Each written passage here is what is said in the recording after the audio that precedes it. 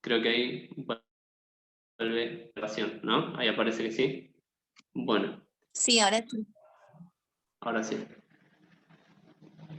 Vamos entonces, como anuncia ahí el título, esta última clase se vincula a las políticas de drogas, es decir, a las políticas que suele implementar el Estado para hacerse cargo de un problema específico, que es el problema de la presencia más o menos masiva de drogas en nuestras sociedades, es decir, la presencia muy extendida y muy difundida de sustancias de origen natural o sintético, cuyo consumo tiende a producir alteraciones muy pero muy importantes en la salud del consumidor, en la salud psíquica, salud física, riesgos de dependencia, efectos no necesariamente deseados, etc.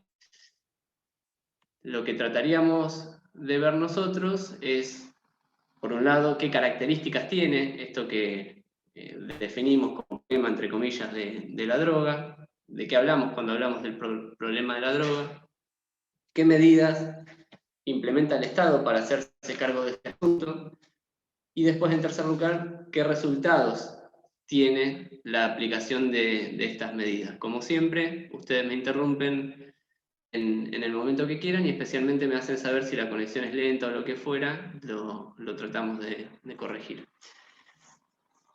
De vuelta, ven ustedes que estamos tocando temas que se vinculan a cuestiones ya conocidas por todos y todas, en su momento en otras materias, derechos humanos quizás, derecho penal, parte general también quizás, especialmente derecho penal, parte especial.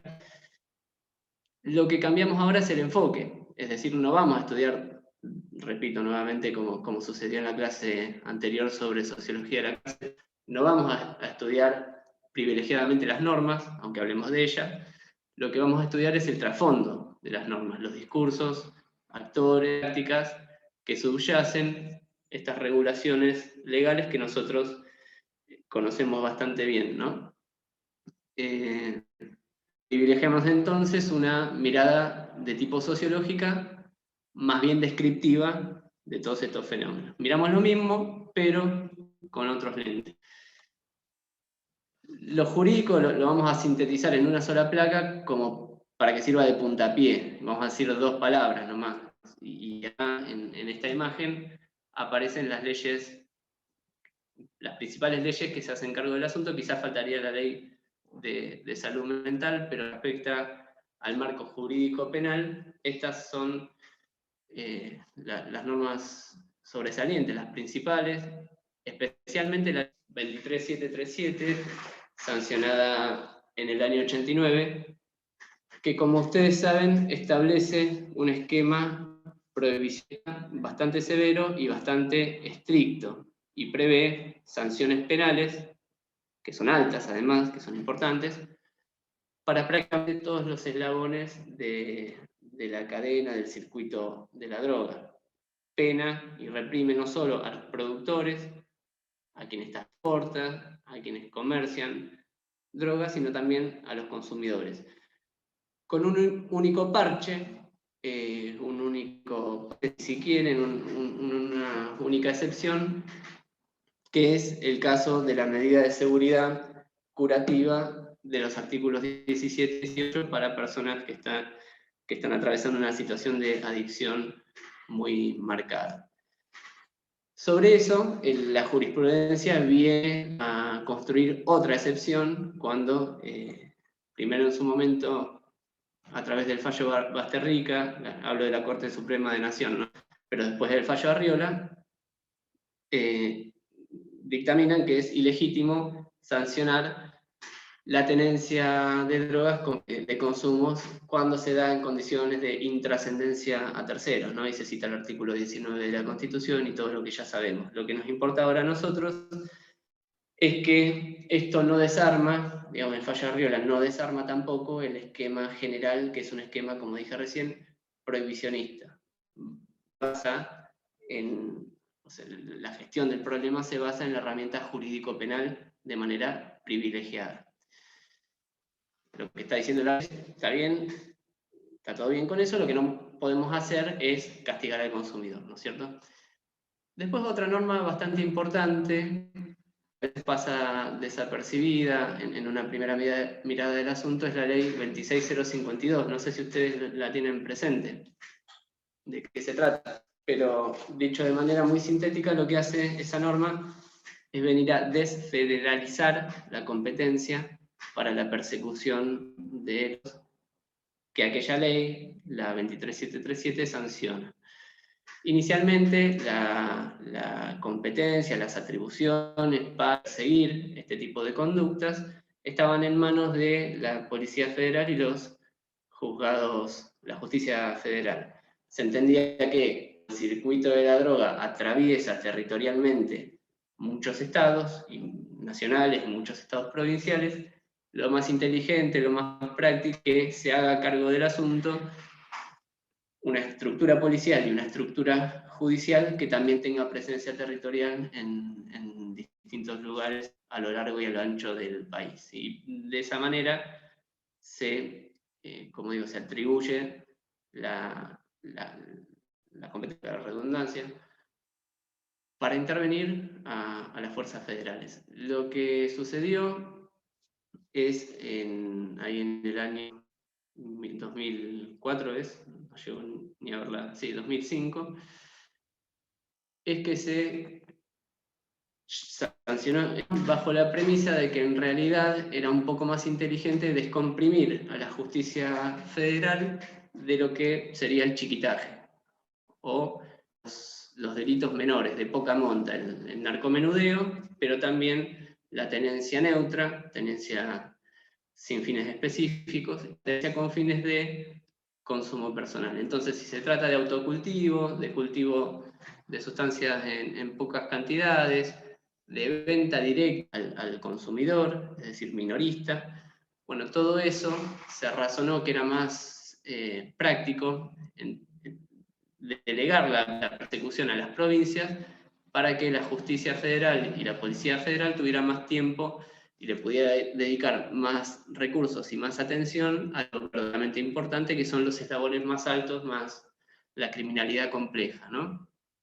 Entonces esa norma es una especie de invitación a las provincias para que se vengan a hacer cargo de aquellos eslabones inferiores. Después cada una de las provincias puede ir aceptando o no esa invitación de lo nacional. La primera que lo aceptó, y de hecho la ley se sanciona un poco a instancias de la provincia de Buenos Aires, es precisamente la provincia de Buenos Aires.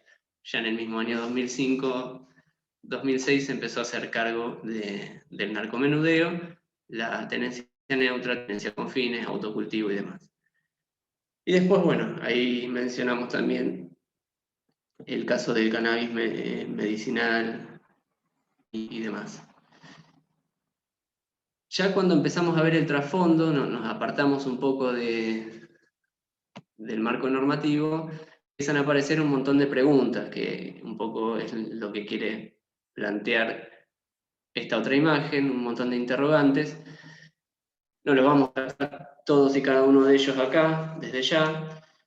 Vamos después a tratar de ordenar un poco todos estos temas, o hacer hincapié, poner el acento en algunos y no en otros. De todas maneras, si ustedes leen alguna pregunta que les dispara deseos de participar y quieren comentar algo al respecto, bienvenido. Desde ya abren los micrófonos.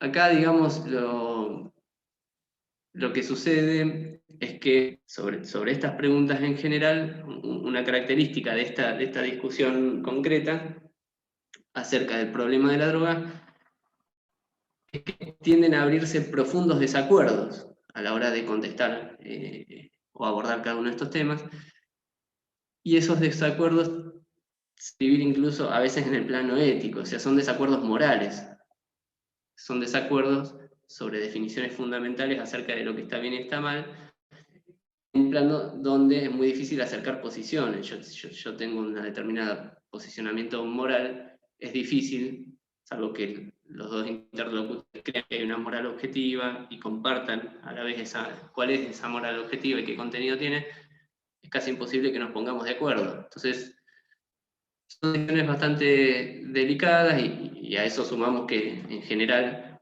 tienden a aparecer, bueno, por un lado muchas disciplinas hablando de este tema, ¿no? No solo habla el derecho y hablamos los abogados y abogadas, sino que hablan las ciencias, sí, los psicólogos y psicólogas, la psiquiatría, la sociología, la filosofía, la opinión pública tiene un interés especialmente marcado en este asunto.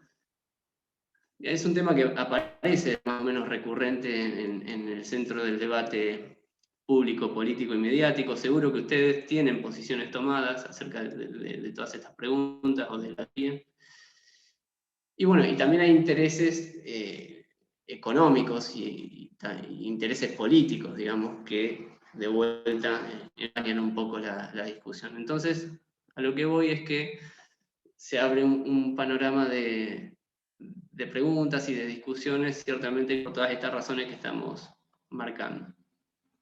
Para ordenar un poco la presentación, el recorrido que haríamos es este: empezar a describir la fenomenología del circuito de la droga, que ahora vuelvo sobre esto, a qué apunta. Hablaríamos del prohibicionismo, más que nada de sus efectos, qué consecuencias tiene la implementación de aquellas políticas fuertemente represivas que estipula la ley de drogas, la 23737. Y después vamos a repasar algunas estadísticas que reflejan las características de la actuación de la policía y de la justicia en esta materia, para tratar de plantear algunas cuestiones que me parece interesante mostrar. La bibliografía es esta que ven acá, un texto del profesor Bombini, Políticas Públicas y Criminalización en Materia de Drogas Prohibidas. Ese es el texto obligatorio y complementario. Creo que en el campus tienen todo, no solo el obligatorio subido, sino también estos complementarios. Una lectura de Barata y otra de Oriol Romani. Bien, entonces, yendo primero a la fenomenología del circuito de la droga, lo que traté de explicar, o de revisar, mejor dicho, es cuáles son las prácticas que están detrás de este problema, como dijimos hoy, de este problema legal. Es decir, tratamos de revisar y entender cómo es la parcela de la vida social que las políticas públicas en materia de drogas pretenden regular. Si la regulación legal tiene alguna pretensión de transformar la realidad, primero tenemos que entender cómo es esa realidad, ¿no?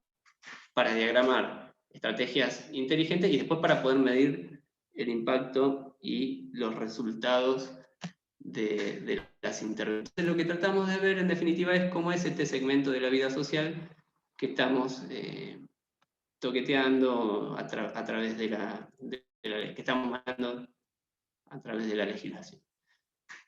Y lo que vemos ahí es que el mercado de la droga, el mundo de la droga, debe ser reconstruido de manera esquemática, quizás un poco demasiado simplificada, pero puede ser reconstruido a modo de circuito, ¿no? O cadena. Cadena o circuito compuesto por distintos eslabones que no unen a los grandes narcotraficantes, como ven ahí, y en la otra punta a los consumidores. A los consumidores la sustancia les llega a través de la venta, el narcomenudeo, y hasta acá llega la competencia provincial para intervenir. A la venta minorista la sustancia llega a través de un momento de venta mayorista. Esto está puesto ahí en el gráfico. Hay dos instancias, se plantea, de venta mayorista, con la intención de señalar que en realidad, o sea, se ponen 2, 5, 10 o más, o 3, o las que fueran, pero la idea es plantear que no va el gran narcotraficante y entrega las sustancias al tranza de barrio, y el barrio oficia de dealer y suministra al consumidor, sino que es todo un gran recorrido con muchos momentos de circulación y demás. En esa circulación se pasan fronteras para que pueda emprenderse la venta mayorista, primero hay que producir la sustancia, digamos, el ya estupefaciente.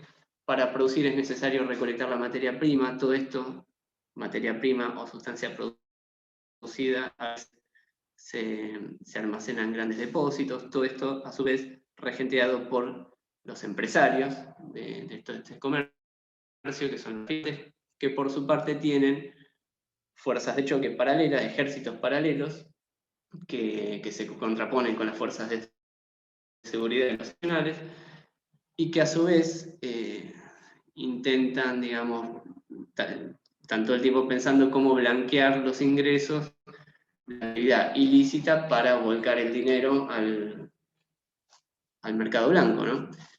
Entonces, la intención de este esquema, que repito, es exageradamente simplificado, es plantear que estamos ante un fenómeno extremadamente complejo, que involucra un universo muy grande de personas y que involucra un universo muy grande de prácticas que a su vez son muy diversas, ¿no? Piensen que cada una de estas flechas que aparecen ahí incluso significan que hay una persona transportando sustancia y o dinero de un lugar hacia otro. Muchas veces ese transporte, como marcamos también, significa saltear fronteras, porque hay países que son más bien de producción, países que son más bien de tránsito y países que son privilegiadamente consumidores.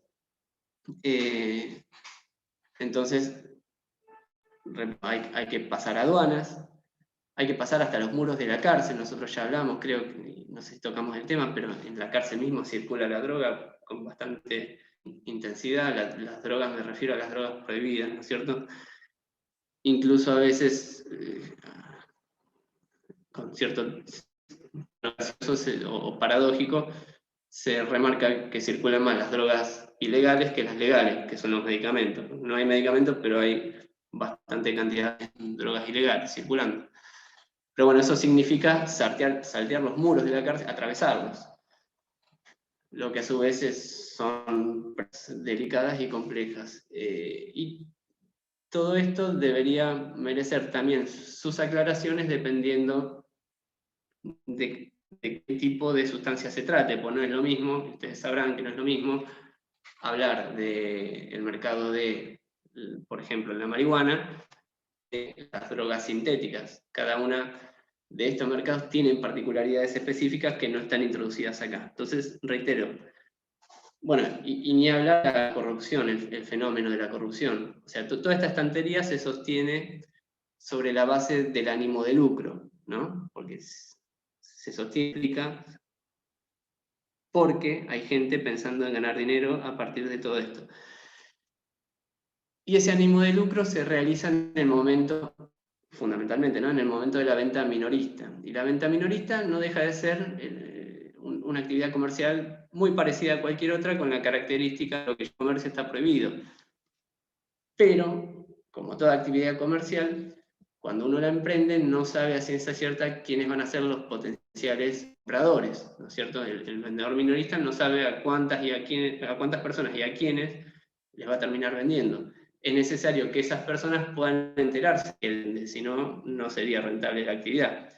Entonces, si los consumidores tienen que más o menos poder darse cuenta dónde se vende droga y quién lo hace, las fuerzas de seguridad, que están todo el tiempo encargadas de combatir este fenómeno, también deberían poder darse cuenta, ¿no? Entonces, a lo que voy es que para que en el mediano o largo plazo sea exitosa, necesariamente se necesita la participación, cierto grado de participación de las agencias policiales o judiciales o políticas, ¿no? Sin ese elemento, sin esa connivencia, sin esa corrupción, no es posible emprender la actividad.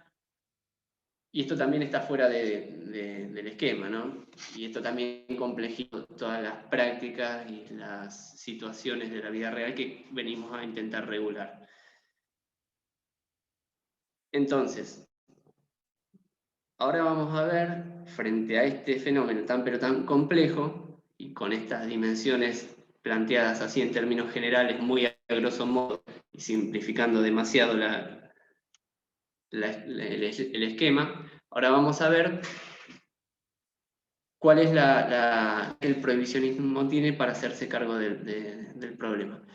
Antes vamos a decir algunas cositas vinculadas al eslabón de los consumidores y otras cositas vinculadas al eslabón de la venta minorista. ¿Sí? Empezamos por los consumidores y de vuelta con esta lógica de recuperar las herramientas teóricas que trabajamos en la primera parte de la cursada, vamos a echar mano en esa caja de herramientas al concepto de estereotipo criminal, ¿no? En este caso, no el estereotipo del delincuente, sino el estereotipo del consumidor de drogas.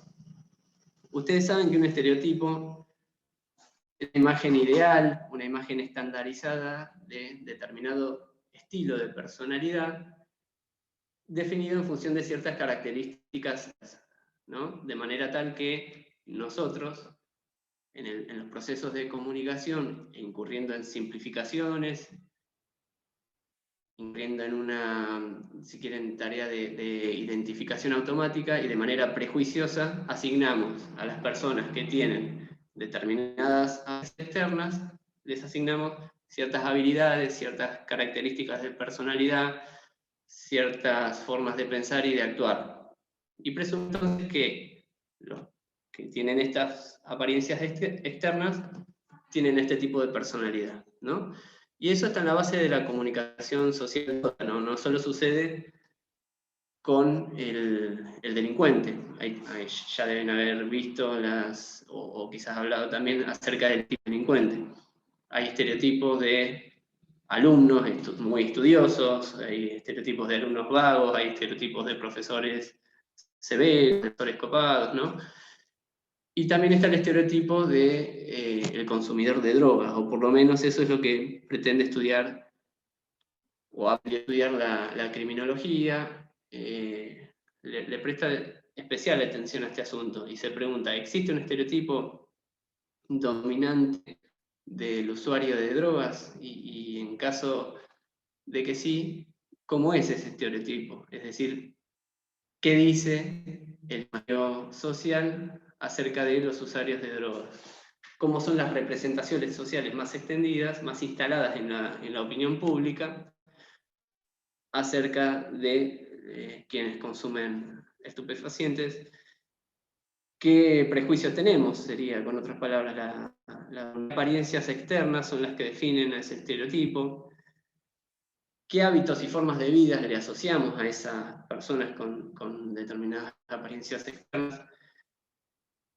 ¿Qué compromisos con las actividades educativas o laborales suponemos que tienen estos estereotipos? ¿Qué rendimientos académicos? ¿Cuáles son sus gustos musicales, sus juntas y demás? Bueno, son todas preguntas vinculadas al mismo asunto. Tiene interés porque el estereotipo, falso o no, es decir, desacertado o no, tiene en sí mismo unas consecuencias prácticas muy importantes que ahora vamos a revisar. Ahí en el texto ustedes pueden ver, en la lectura complementaria, por ejemplo, de Barata, cómo Barata habla de los usuarios de drogas, y mejor dicho, los estereotipos de los usuarios de drogas en Italia en la década del 80. Y él decía que tiene una asociación entre el mero consumo y la dependencia, es decir, tendemos a pensar como sociedad que quienes consumen drogas blandas tarde o temprano van a terminar en las drogas duras, tendemos a pensar como sociedad que los usuarios de drogas son enfermos, tendemos a pensar como sociedad que los usuarios de drogas pertenecen a una subcultura específica que no comparten los valores y las pautas morales de definición de lo que está bien y lo que está mal, que tiene la mayoría, la cultura dominante. Tendemos a pensar que tarde o temprano terminar desplegando actos antisociales y violentos y vandálicos y delictivos, ¿no? Eso decía Barata. Yo no sé hasta qué punto siendo así en Argentina en el 2020, ¿no? Quizás suene un poco exagerado decir que la gente ve así, por ejemplo, a los usuarios de Juan. O sea, no sé si ustedes tienen la misma impresión que yo, pero pareciera que hay cierta tolerancia social, quizás asociada a la experiencia de de distintas generaciones en el consumo de drogas blandas, como es el caso de la marihuana, por lo menos amortigua un poco esta visión tan cargada de elementos negativos en el caso del consumo de marihuana. ¿Ustedes creen que es así? ¿O les parece que la descripción extremadamente negativa que hice recién basándome en Barata todavía tiene plena vigencia?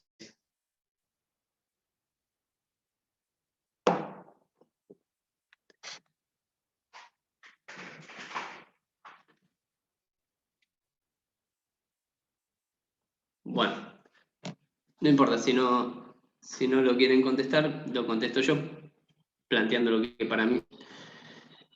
Y tenía que ver con eso, con la idea de que los estereotipos son más bien flexibles. Lo que sucede en un determinado momento histórico, en un determinado lugar, Italia, no tiene por qué ser igual a lo que sucede en Argentina hoy en 2020. No sería lo mismo el estereotipo del usuario de Paco, ¿no? Podríamos decir hoy en Argentina, o del usuario de drogas sintéticas, otra imagen de quiénes suelen ser las personas, cómo suelen vestirse, actuar, pensar y demás, a qué estatus social tienen y cosas por el estilo. Lo interesante, decíamos, es que, bueno, pareciera haber, pese a todo, pese a esta tolerancia social un poco más notoria respecto de las drogas blandas, pareciera de todos modos haber un estereotipo oficial, entre comillas, que es el estereotipo que, por un lado, alentó la sanción de la ley 23737, que estaba en el clima de época. Es el estereotipo en el que se basa toda la estrategia de guerra contra las drogas que promueve Norteamérica y que desde allí se difunde en el plano internacional y adopta toda Latinoamérica y Argentina en particular. Y es esta tendencia a ver a los usuarios como personas que son o bien peligrosas, o bien enfermas, o bien inútiles, ¿no?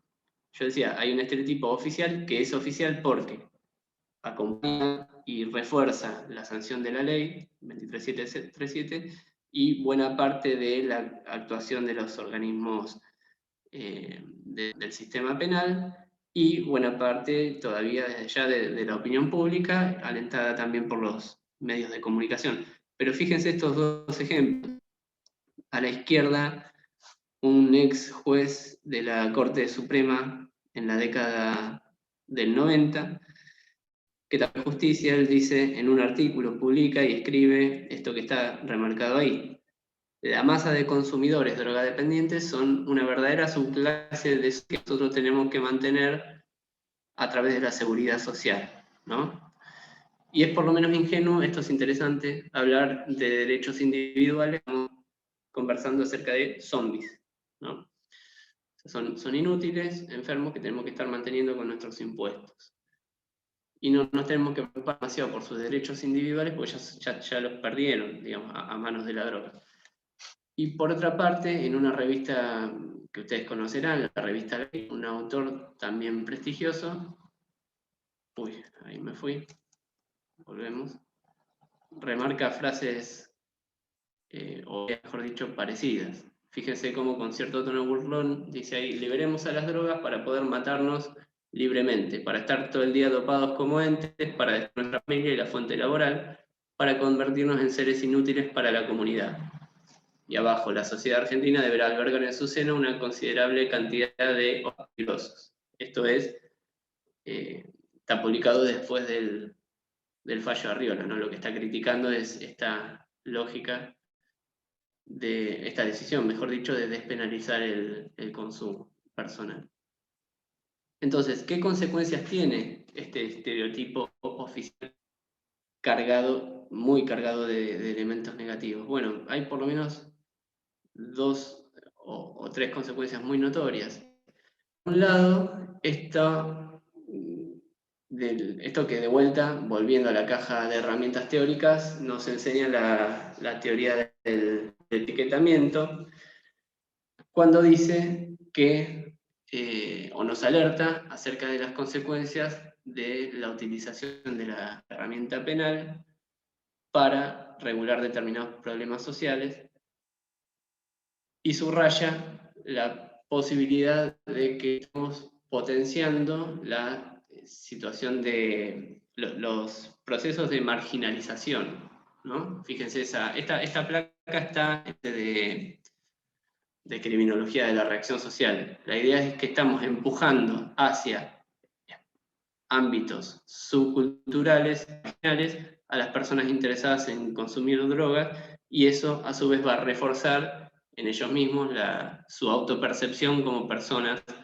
marginales o subculturales, y luego, como todos tendemos a actuar como los demás nos ven, o esa es una de las premisas que la teoría del pensamiento propone, tarde o temprano esa misma persona va a terminar realizando actos o comprometiéndose con valores subculturales y marginales, ¿no?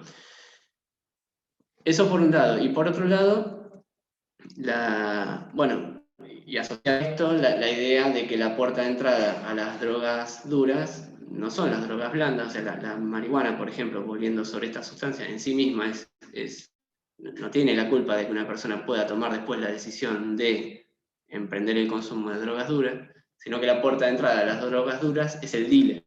Entonces yo, como Estado, lo que promuevo es que la persona que quiera consumir marihuana no pueda autocultivar y tenga que dirigirse a un dealer a comprar. Probablemente se produzca el efecto góndola y tarde o temprano el dealer termine ofreciendo otra sustancia y la persona quizás se comprometa con el consumo de otro tipo de estupefacientes, ¿no?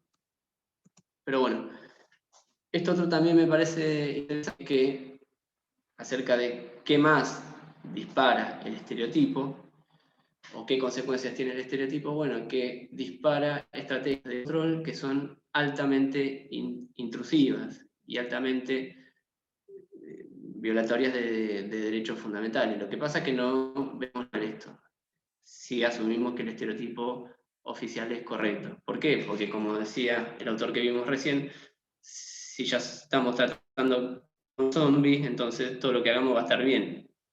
Así sea mandarlos a Batán, ¿no? Siempre va a significar una mejor situación, porque estamos haciendo algo en favor de ellos, no en contra de ellos. Los estamos beneficiando.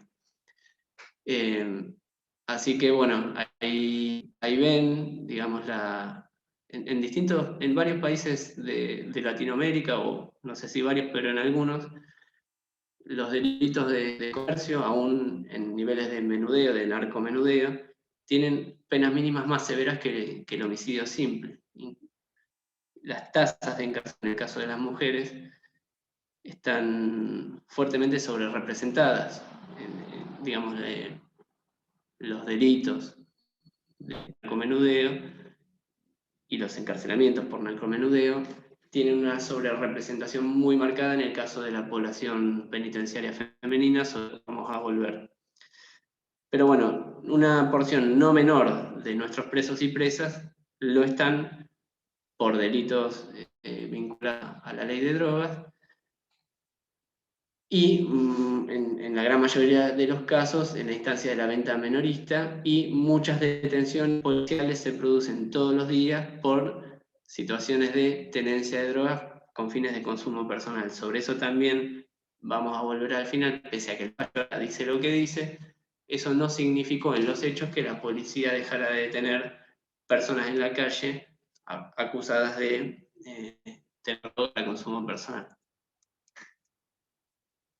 Bien, entonces, antes de ir a aquello de las estadísticas, que me parece lo más interesante, algunas palabras sobre, bueno, también volvamos a lo de la venta minorista. Ya hablé de los consumidores, de los estereotipos que están más o menos vigentes. En el caso de la venta minorista, que es donde vamos ahora,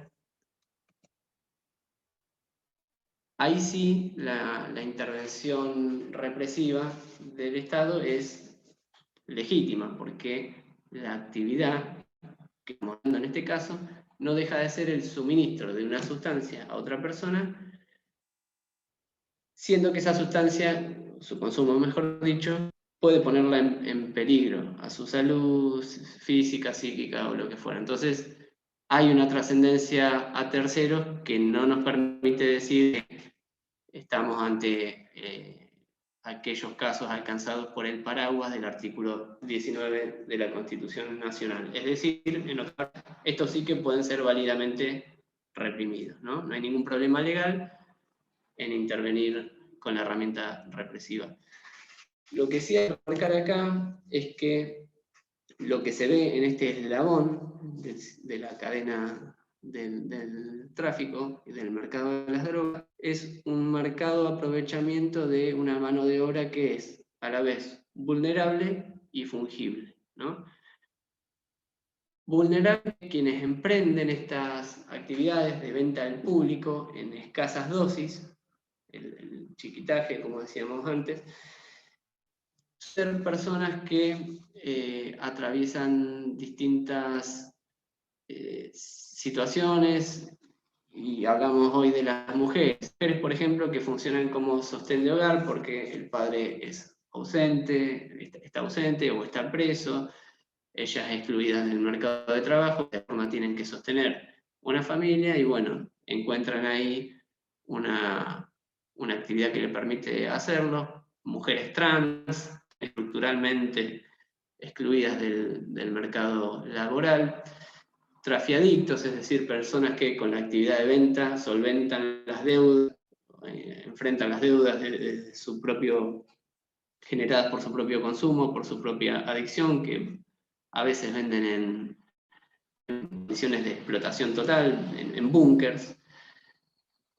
Jóvenes en busca de estatus, que encuentran también ahí ciertas expectativas de reconocimiento y de éxito y de progreso en el mundo en este submundo, digamos. Pero en cualquier caso no estamos hablando de personas que suelen transformarse en, digamos, millonarios, ¿no?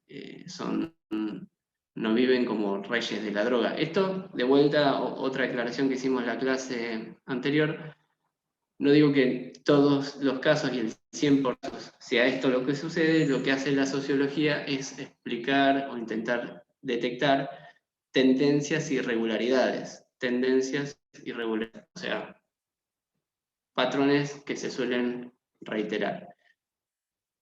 Y estos patrones se ven, por ejemplo, en las tasas de encarcelamiento. A la hora de detectar quiénes son los encarcelados, bueno, son estas personas que estamos describiendo. Mujeres sobre todo, personas trans especialmente, o sea, las personas trans criminalizadas lo están en su inmensa mayoría por delitos de venta al menudeo, las mujeres, decíamos recién también, muchos jóvenes de barrios marginales, personas adictas y demás. Personas vulnerables también, no solo por su situación de exclusión social de base, sino también porque la actividad misma de la venta se produce en condiciones de precariedad, como dice ahí, y de suma exposición. Es decir, no hay demasiada logística, no hay demasiado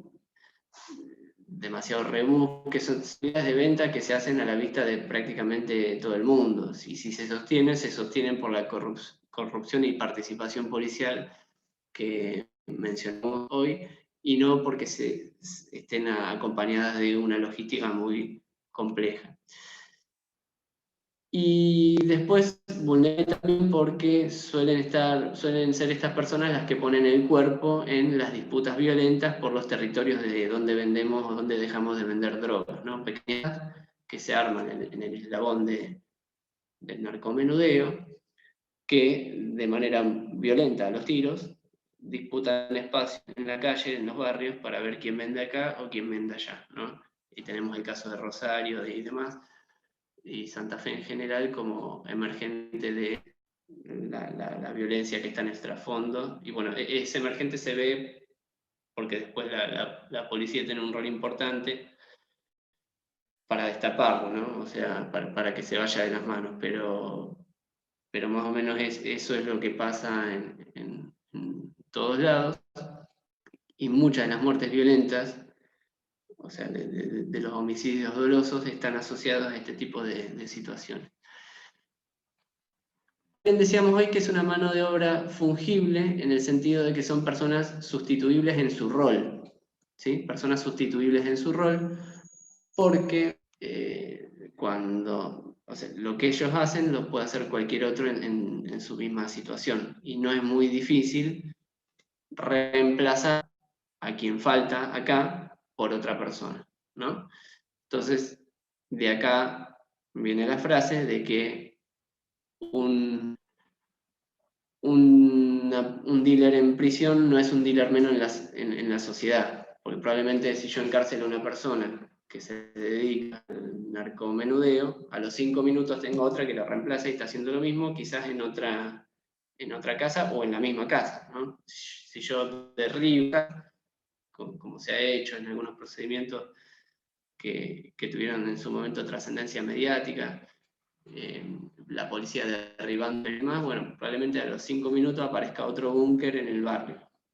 Entonces, no voy a provocar que se deje de vender un solo gramo de sustancia. Se venderá más tarde, cuando la persona se reubicó o cuando vino otro y lo sustituyó. Pero el volumen de la actividad no merma, no va. Y yo tengo una persona más en prisión. Y si encarcelo al que reemplazó al segundo, al que vino a ocupar ese lugar, va a venir y yo ya tengo 2 en prisión, y así puedo seguir todo el tiempo que quiero. O sea, yo puedo meter todas las personas que quiera en prisión, que si no toco un poco el mercado o no intervengo a la vez con otras estrategias, voy a llenar las cárceles de presos sin demasiado éxito preventivo. Esa sería la idea. Entonces, ya dichas estas cosas en relación a los consumidores y los estereotipos, y dichas estas cosas en relación a la venta y lo que sucede, algunas palabras acerca del prohibicionismo y sus limitaciones. O sea, ¿qué expectativas de éxito puede tener la política prohibicionista?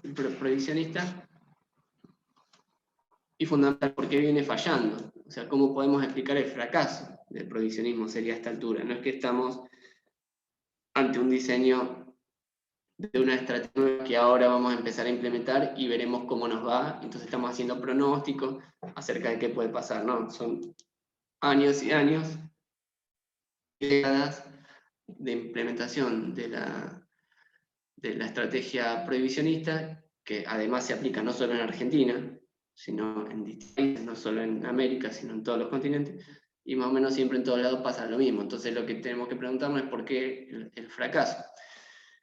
Y bueno, la idea sería que hay una incapacidad estructural en el prohibicionismo de abordar exitosamente el problema. ¿Por qué? Bueno, porque lo que hace básicamente el prohibicionismo, como dijimos, la herramienta represiva, es plantear una guerra se habla mucho de la guerra de las drogas, y algunos autores dicen esto está mal porque parece que nos estamos tiroteando con plantas de cannabis, ¿no? Las guerras son guerras entre personas, los que mueren son seres humanos. Pero bueno, está esta idea de enfrentar, de plantear una lógica de todo o nada. No hablemos de guerra contra las drogas, para no caer en ese eufemismo, pero sí una lógica de todo o nada. Sería, yo voy a suprimir la oferta y voy a suprimir la demanda a través de la represión de cualquier actividad vinculada a esto. Y el principal problema que tiene esta lógica es que, como dice ahí, bueno, el sistema no puede suprimir las prácticas de consumo. El sistema penal es estructuralmente incapaz, en su ADN, esta capacidad no puede suprimir las prácticas de consumo de sustancias. Las prácticas de consumo se traducen en una demanda, o sea, si hay alguien que quiere consumir, hay alguien que quiere comprar.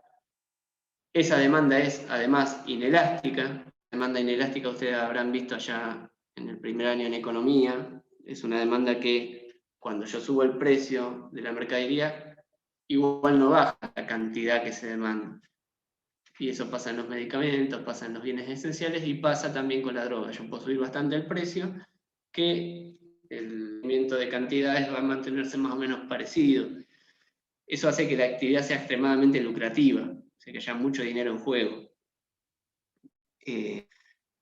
Entonces, si hay mucho dinero en juego, hay incentivos económicos muy, pero muy fuertes para que haya gente todo el tiempo interesada en emprender esta actividad, ¿no? Yo incendio un campo donde se estaba cultivando marihuana, al rato va a aparecer un campo que haga lo mismo en otro lado. Si yo descubro una ruta que pasa una frontera por aire y la anulo, aparecerá una ruta por tierra, y si la descubro, aparecerá por mar, y si la descubro, aparecerán mulas que trafican, o sea, personas que trafican la sustancia dentro de ella, y si la anulo, vuelve el aire, ¿sí? Así todo el tiempo, está todo el tiempo pensándose la actividad de la oferta. ¿Por qué? Porque hay incentivos extremadamente fuertes para que esto suceda. Entonces, si el sistema penal puede suprimir la demanda y no puede suprimir el consumo, entonces tampoco nunca va a desaparecer la oferta. Esa sería la lógica. Y bueno, después, ¿por qué el sistema penal no puede suprimir la demanda, no puede suprimir el consumo?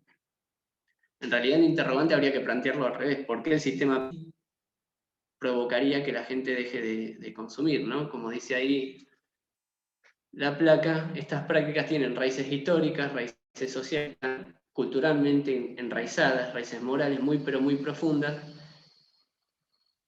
Y todos estos elementos sociales, culturales, morales e históricos son factores que motivan nuestra conducta con mucho más peso que lo que pueda decir la ley penal, ¿no? La ley penal no tiene el poder motivador de la conducta tan intenso como todos estos factores. En esa pulseada pierde. Y pierde además por el elemento estructural de la selectividad. Es otra idea que recuperamos de la primera parte. Ustedes saben que el sistema penal, por definición, solo puede abarcar una pequeña porción de las conductas tipificadas por la ley penal. O sea, el sistema penal, las policías y la justicia solo alcanza una porción muy, pero muy menor de todas las personas que delinquen.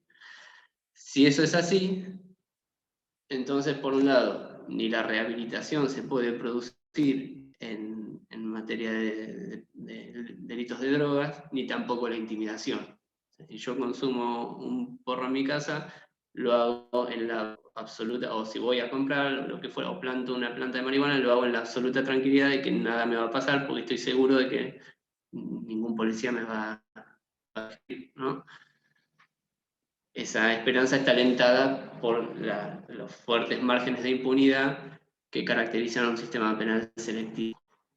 Y del otro lado, la rehabilitación lo mismo. Así yo encarcelara a 1.000 o 2.000 usuarios de drogas en Mar del Plata, o 3.000 o 10.000 si quieren, hay millones y millones afuera. Entonces, así los encarcelara y los rehabilitara, que es una ridiculez total,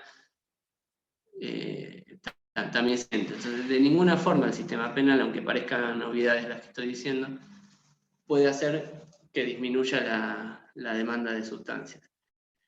Podríamos hablar también un rato sobre qué es lo que se hace en materia de rehabilitación para las personas que están encarceladas. Nosotros tenemos en Batán, en la unidad 15, más o menos 1.300 personas, y hay un pabellón de tratamiento en modalidad de internación para prevención de adicciones, que puede albergar a unas 20 sobre 1.300, ¿no? En su momento se había hecho un estudio de cuántos presos, en este caso varones, querían entrar a ese pabellón, y eran algo así como 700 pico.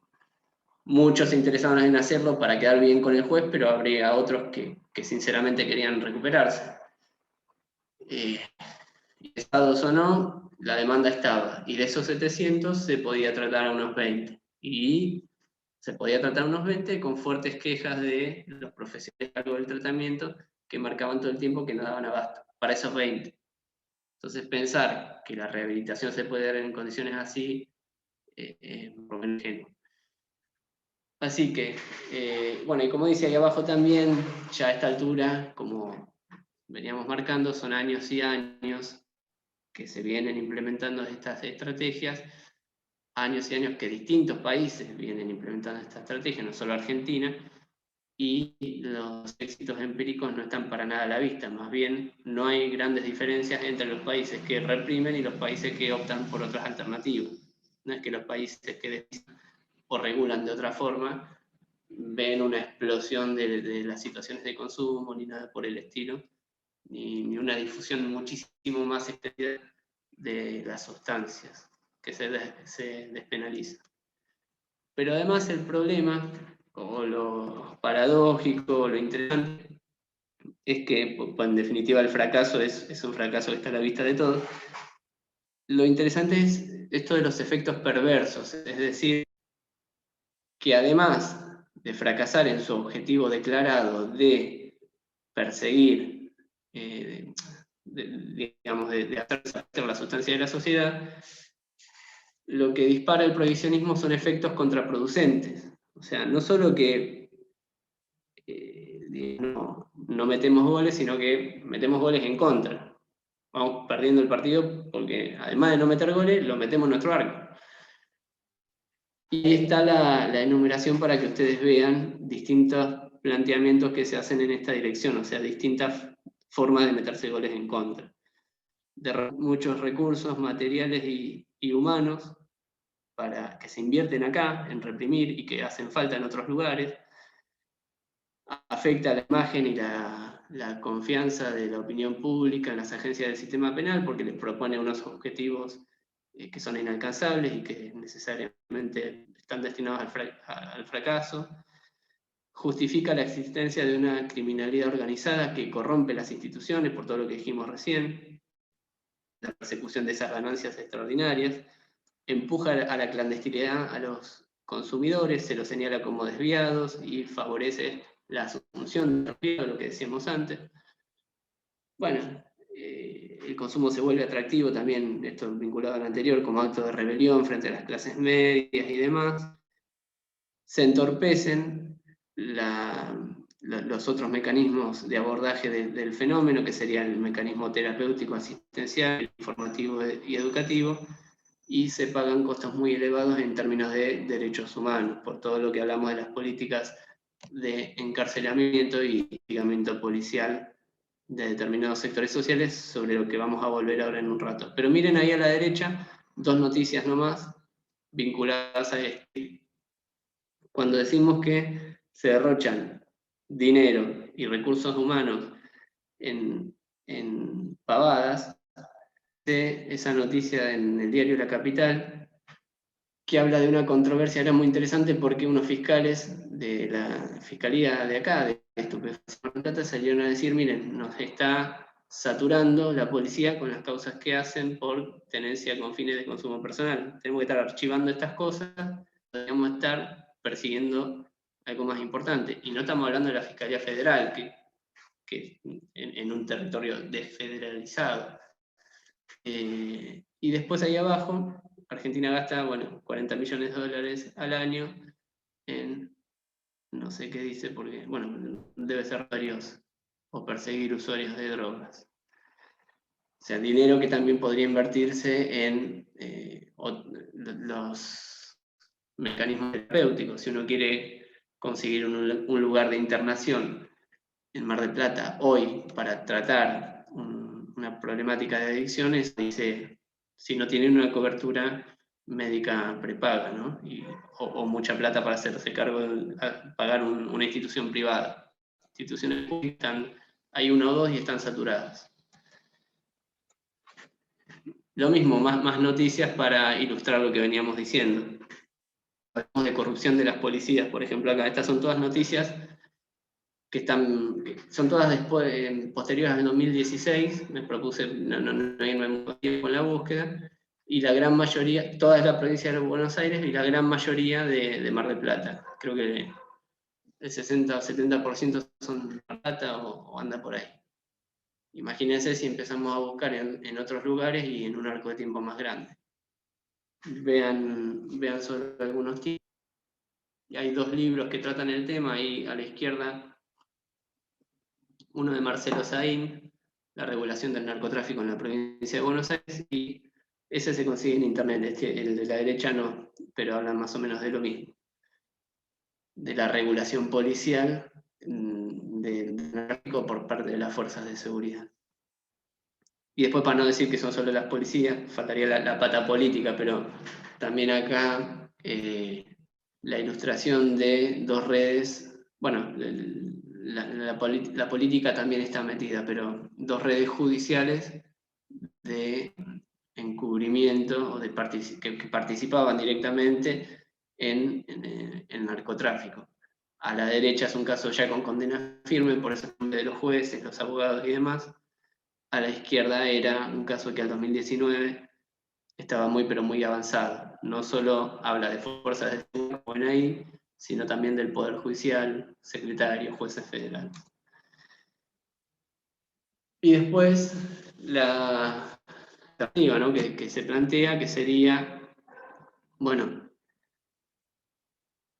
ya que no vamos a ganar el partido, por lo menos no lo vamos a ganar en el corto plazo, dejar de meternos goles en contra, buscar un empate sería la visión futbolística del asunto. O que, mejor dicho, que los goles la estrategia, el dispositivo terapéutico o el dispositivo informativo educativo. Acá en penal busquemos un empate, ¿no?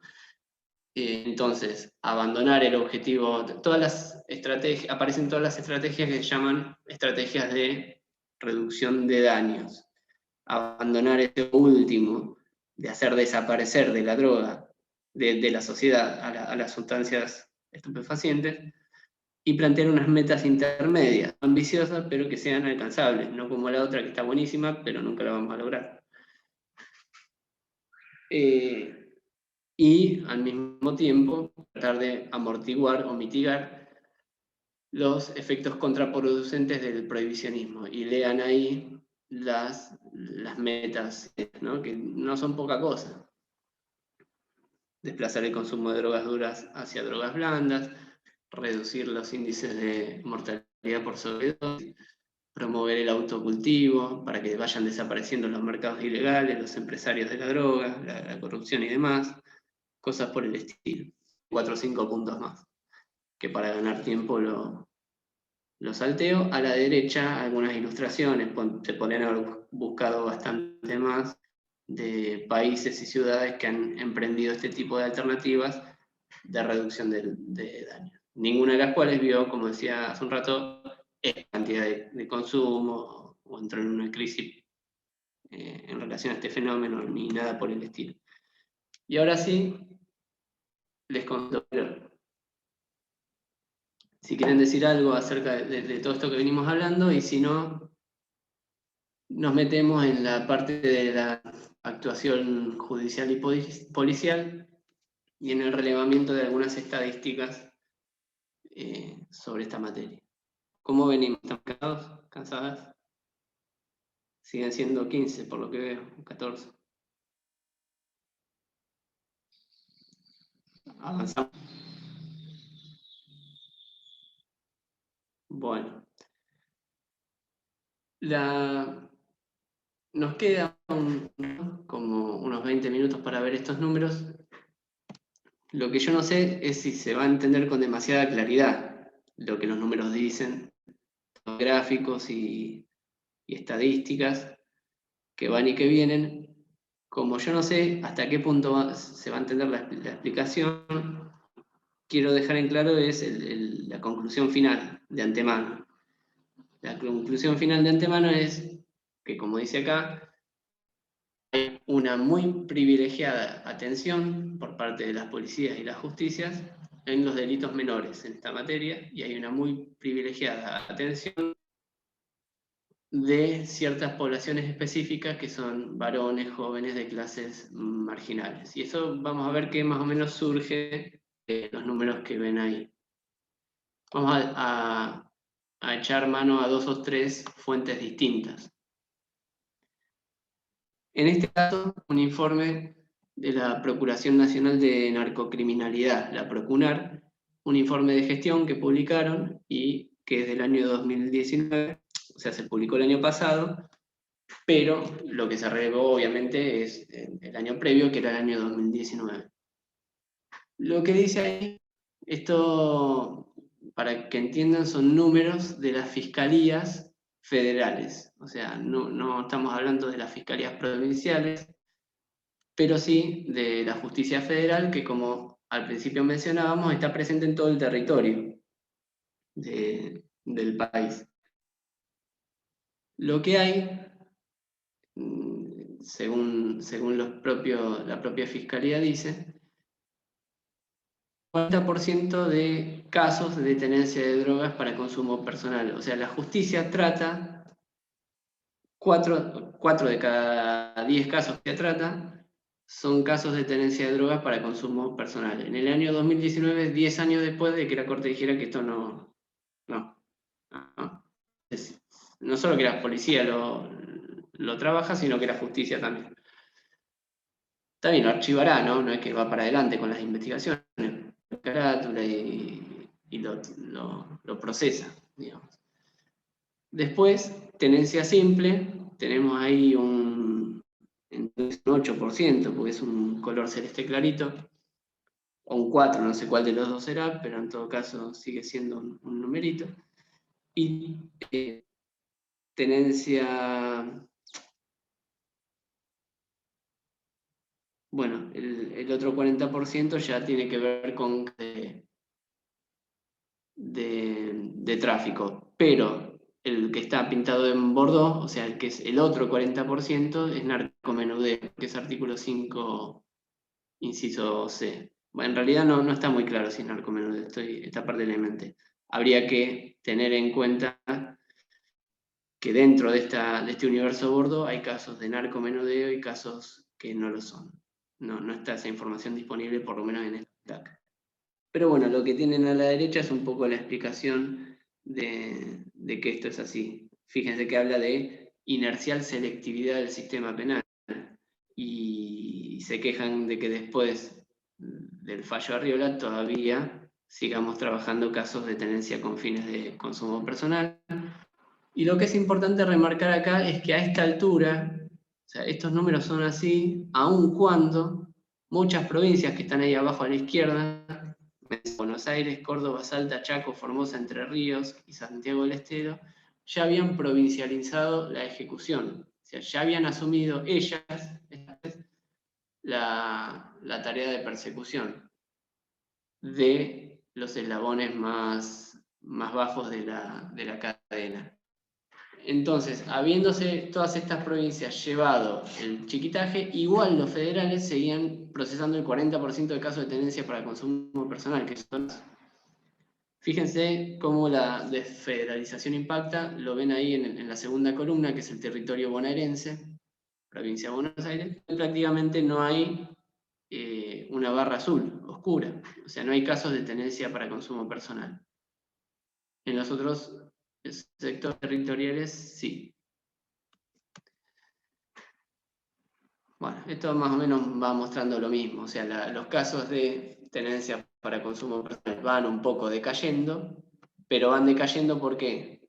Porque las provincias, a medida que aparecen las líneas punteadas, se van llevando la competencia, las atribuciones para intervenir. Sus policías y su justicia empiezan a hacerse cargo de el narcomenú de violencia simple o neutra, la tenencia para consumo personal.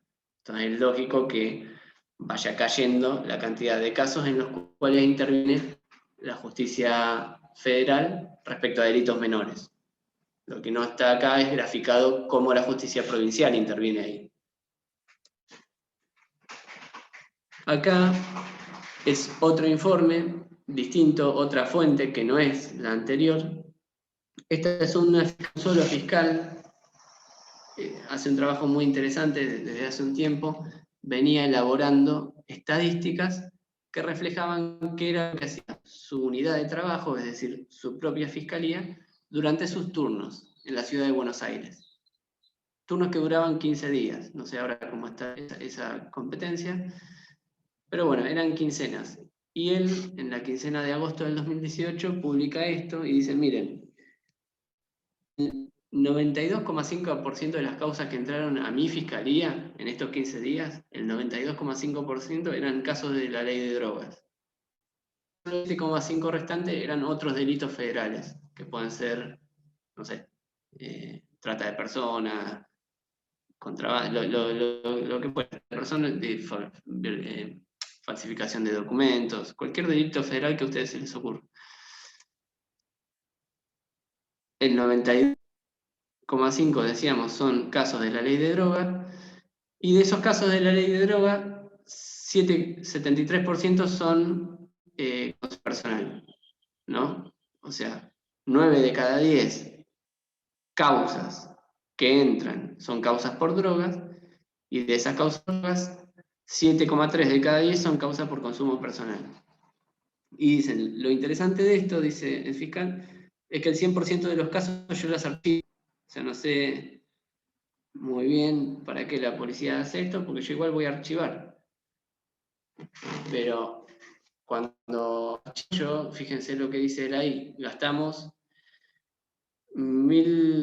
casi 14.000 y pico de hojas en estos EPs y casi 1 millón de pesos en pericias para ver si lo que se secuestró era droga o no era droga, ¿no? O sea, tenemos un policía que lleva a una persona de la calle hacia la comisaría, unas declaraciones testimoniales que se toman, una averiguación de cuál es el domicilio de ese sujeto, y el patrullero con los 2 policías afectados a eso, a ese traslado de esa persona que sale de, o sea, que es demorada, que se interrumpe su rutina para ser conducida a una comisaría. Testigos de actuación que se convocan para ver que el procedimiento se da y demás, pericias que se hacen para ver si la cosa era droga o no era droga, hojas que se escriben, que se imprimen, ¿no?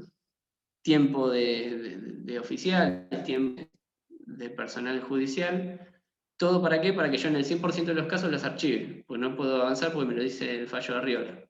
Y este 1 millón de pesos es en el fallo, imagínense que hoy debe ser bastante más plata, inflación mediante, ¿no? 1 millón de pesos en el 2018 no es 1 millón de pesos en el 2020. Igual sigue siendo mucha plata para una sola fiscalía de todo el país durante 15 días. Y lo interesante, o sea, eso en relación a la prevalencia de los delitos menores, el foco privilegiado de atención de las policías y las justicias sobre la delincuencia menor, el chiquitaje. Después, fíjense lo interesante también de, a ver, voy a minimizar la imagen de ustedes, el género de las personas detenidas, que en el resto de los casos son varones, y la edad, que casi en todos los casos son hasta 30 años, fíjense la barra de hasta 20 años y la barra de hasta 30 años se llevan la inmensa mayoría de las situaciones,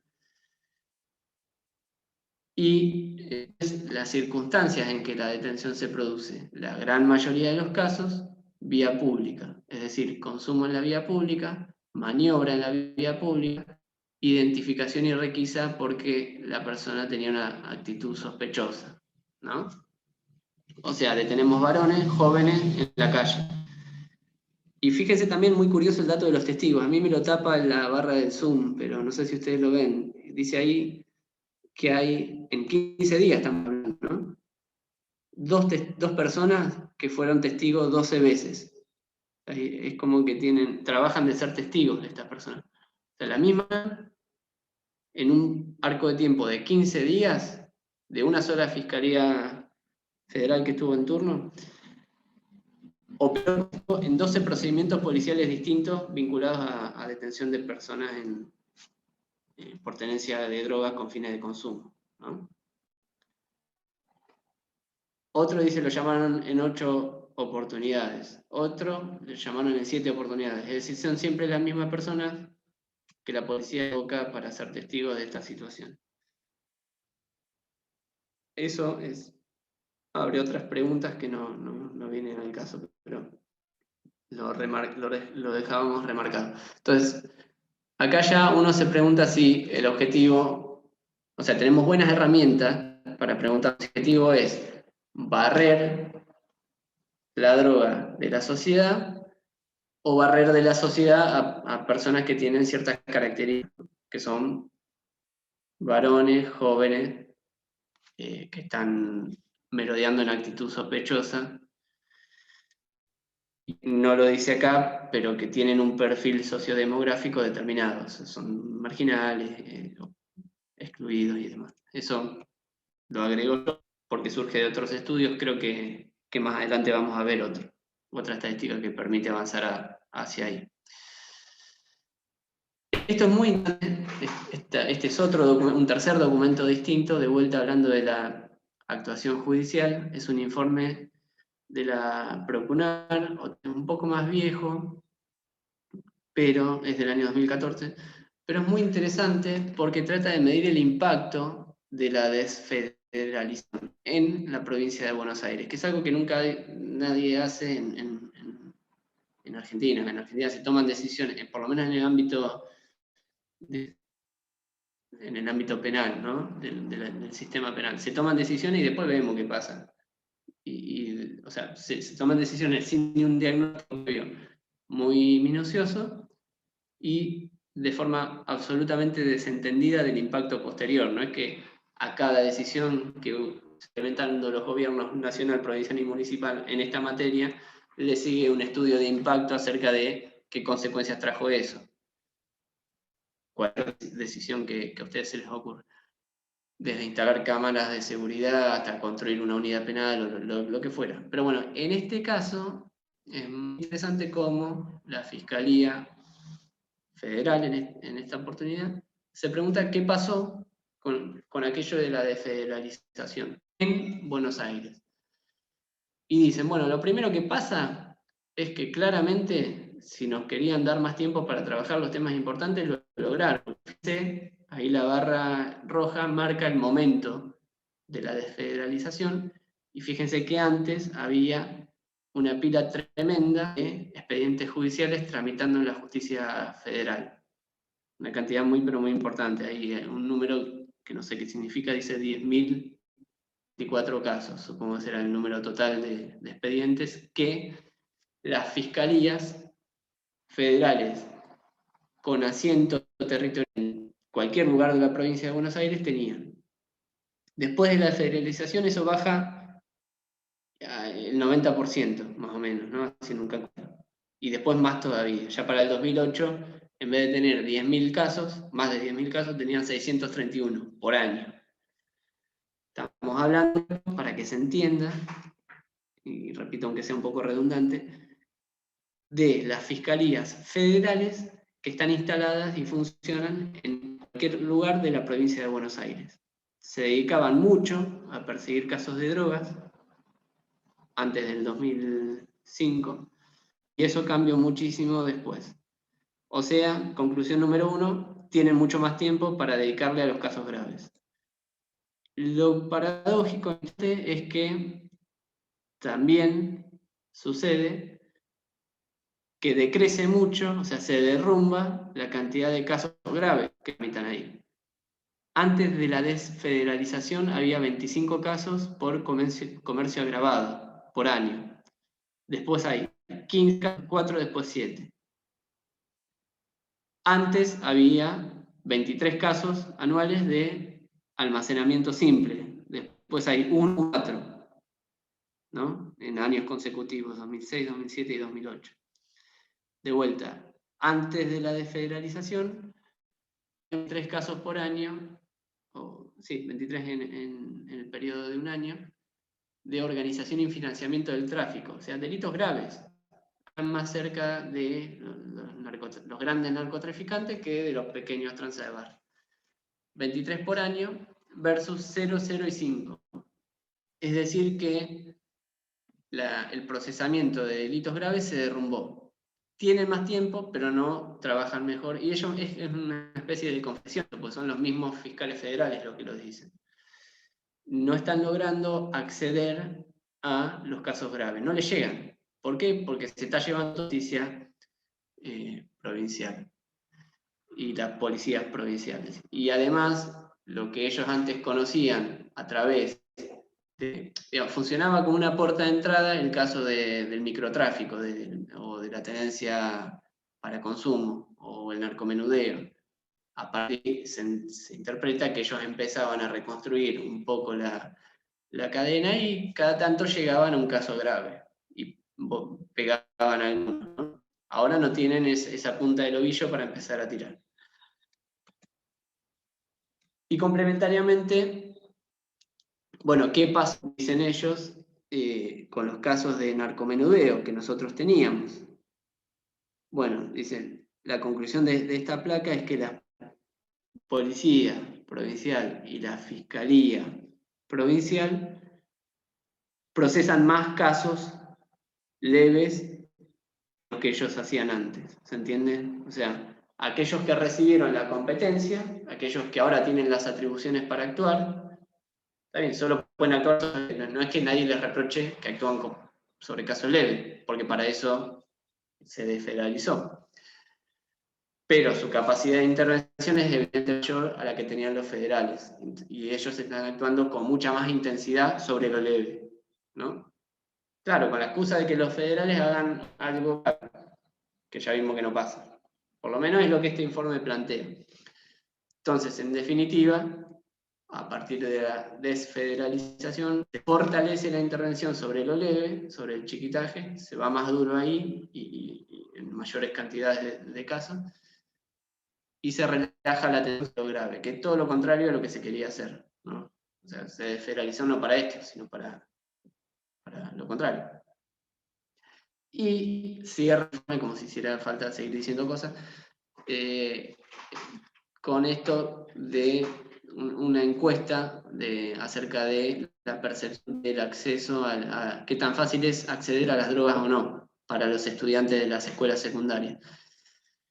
Y como nos sorprende, o sea, en el 2005 los propios estudiantes de secundaria decían que había cierta facilidad para acceder a las drogas, pues son números altos, pero en el 2009 dicen que es más fácil todavía. O sea, contestan en el sentido de que hay una mayor facilidad ahora. La moraleja de esto es que habría más drogas circulando, ¿no? Por eso es más fácil. Entonces, se relaja la atención sobre lo grave. Segundo, se fortalece la intervención sobre el delitaje. Tercero, hay más drogas circulando. O sea, un éxito total.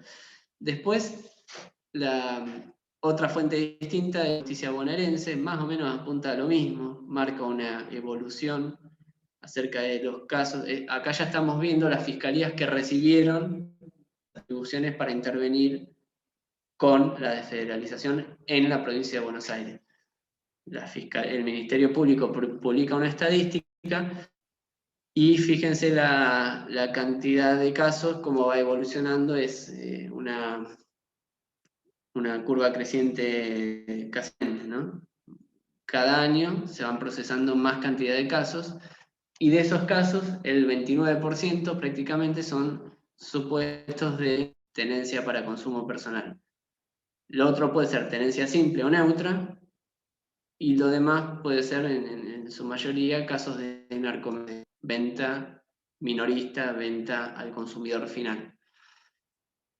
Y este es el Departamento Judicial Mar del Plata, que lo separé primero porque es en Mar del Plata, pero además porque es interesante cómo en algún momento se había dejado acá en Mar del Plata de formar casos en los casos de consumo, tenencia para consumo. Fíjense, arriba a la izquierda, años 2016 y 2017, en Mar del Plata el 0,algo% de los casos era tenencia de drogas para consumo personal.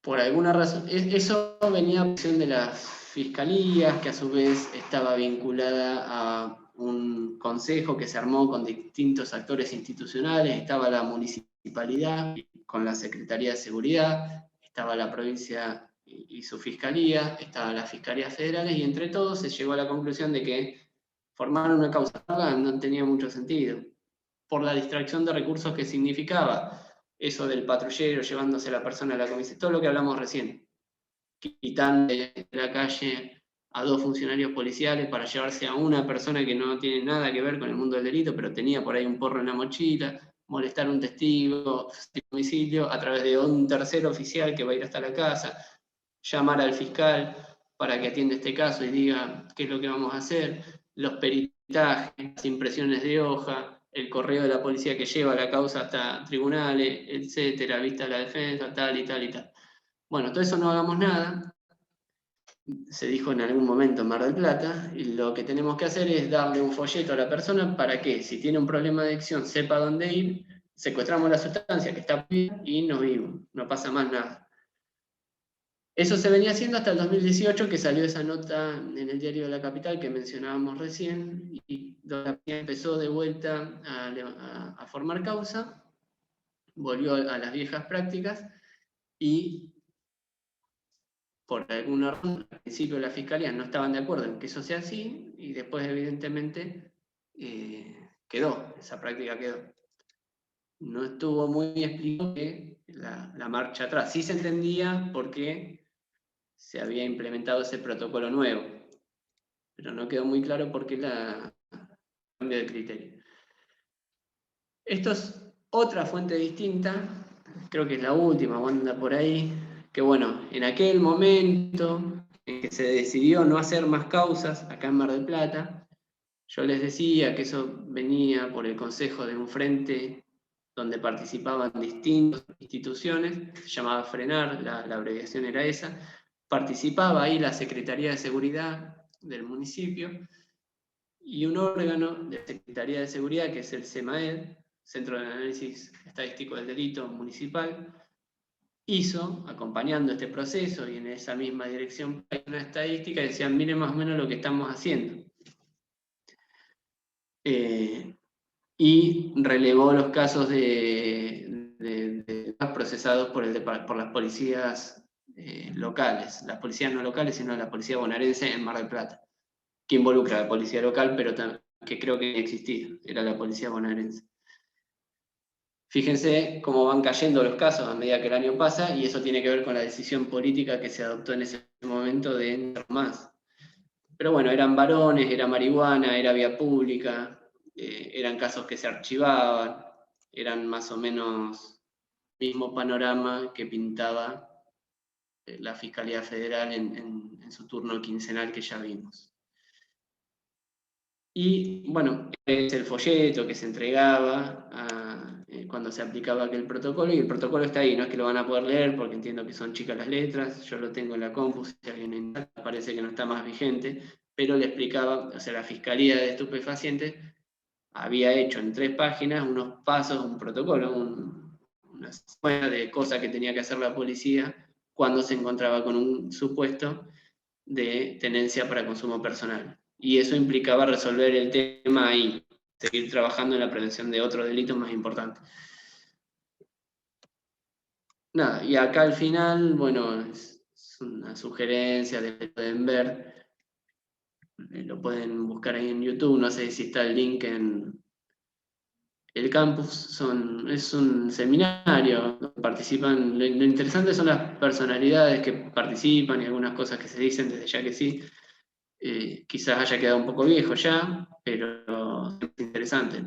Más que nada es una especie de invitación a que quienes estén interesados por complementar todo esto que estamos hablando, van en distintas páginas y canales de YouTube, mucho material interesante, pues son temas que se discuten, como ustedes son conscientes, todo el tiempo.